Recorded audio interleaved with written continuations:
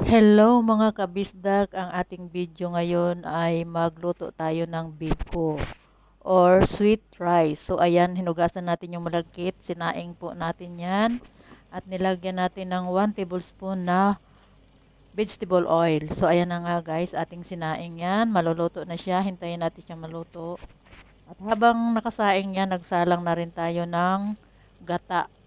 Yung gata dito guys ay yung nasa lata.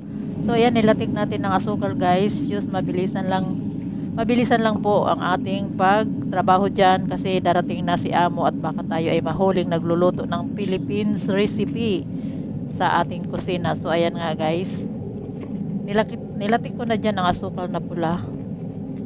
So ayan, halo-halo lang, haluing mabuti hanggang sa kumulo siya na maging ano na siya, yung parang malapot na ba siya. So ayun, habang naghihintay tayo ng ating malagkit na maluto, so ayan na ang sinaing. So yun na nga guys, dahil ako lang nag-isang nag-video, so yun, ilagay ko na dyan yung ating sinaing na malagkit. Ay halo-halo lang, ay napakasarap, natakam na po ang inyong kabisdak. Gusto nang kainin habang nasa ay kawali. So ayun, ang sarap-sarap, takam na nga ako dyan guys habang ako ay nagluluto. So ayun, halo-haloin lang po yan hanggang sa mahalo po siya. Halo lang. So ayan, at atin na pong ipinantay. So atin nang hinaan ang apoy.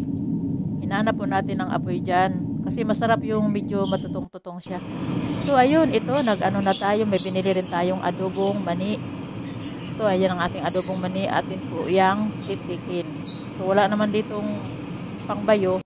Dinikdik ko lang yan guys. Ayan, dinikdik ko na siya. So ayan, at ibinudbud na natin dyan sa ibabaw upang malinamnam ang ating biko. So ayan, ang sarap-sarap na talaga. Ay, kay takam-takam na at gusto nang kainin habang nakasalang pa ang ating biko. So ayan, ang sarap-sarap na guys. Masarap ito sa kape. So ayan na ang ating biko. Oh, 1 kilo lang po yan guys. 1 kilo lang yan na malagkit. At salamat sa Philippine Online na sa kanilang magandang serbisyo. Quality talaga yung binigay sa atin. Brown sugar at ang kanilang malagkit. So ayan na, atin nang ipinantay yung ating toppings na mani. Parang crunchy siya. Pag kinain natin yung biko natin ay crunchy. So ayan na nga guys. See you on my next vlog.